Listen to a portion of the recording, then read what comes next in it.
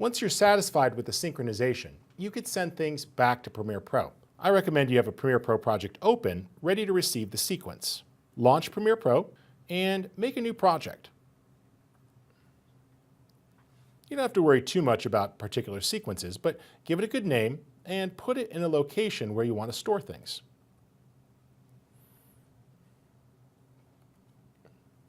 Save the project and then switch back to Pluralize. You can now click Export Timeline. Now, you'll notice that Pluralize could spit different things out. If we were on a Mac, Final Cut Pro would be available up here. But in this case, I'm going to go to Premiere. And what I want to do is make a sequence and use the audio only from the angle of the zoom.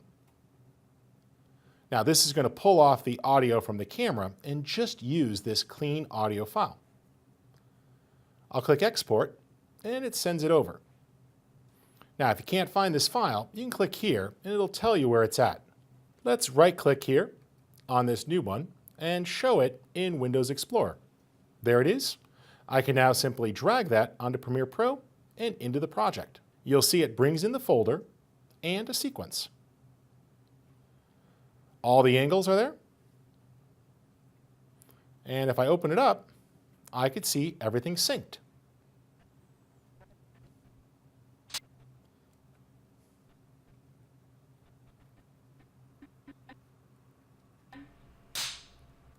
There was the clapboard.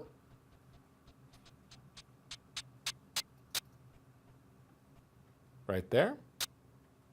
Let's check the other angles. Good.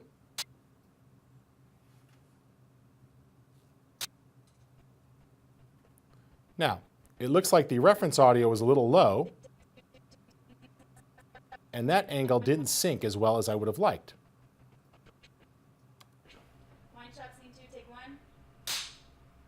That one's slow. So, easy enough. Let's find that good strong clap on the audio track here. Zoom in a bit. It's right there. And now it's simple to nudge the tracks. So with this track selected, moves it to the earlier, and to the right, moves it down. There's my necessary sync point. That looks good. Go to the next one. And what you're seeing here is the fact that not all the angles had clean audio. So while Pluralize did a good job of syncing, it wasn't perfect, and that's okay. We could have done this in either place, but because I'm more comfortable with Premiere Pro, I find it simpler to sync here.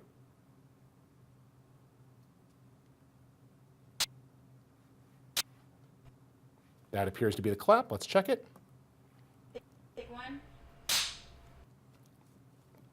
Little late. Control left arrow. If you've run out of handles,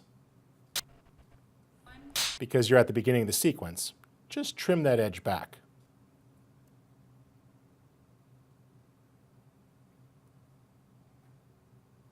We'll just delete away a few of those handles there, so we have room to nudge. All right, let's check that. There's the clap.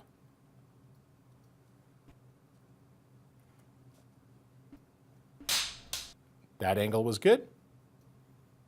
Next angle down. Good. Next one. That was late. So let's nudge it. Control left arrow.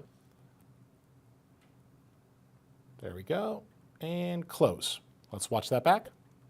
Take one. Good. Next one. Take one. One. One.